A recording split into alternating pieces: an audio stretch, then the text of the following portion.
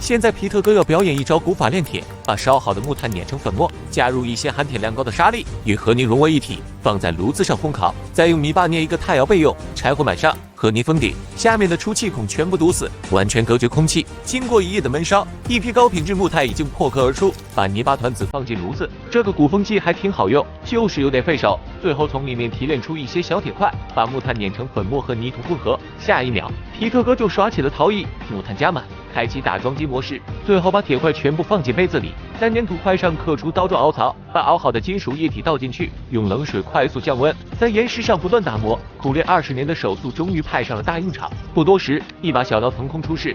接着，皮特哥如法炮制，又分别做了一个凿子和一把锤子。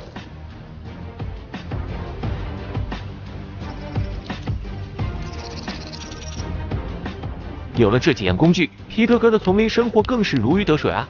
用藤条编了几个竹篓，田螺敲碎混入泥巴，放在竹篓里做诱饵，把竹篓放在河里用石头固定，忙活半天，结果就这，感觉还不够塞牙缝的，放在岩石上烤成鱼干，一咬嘎嘣脆。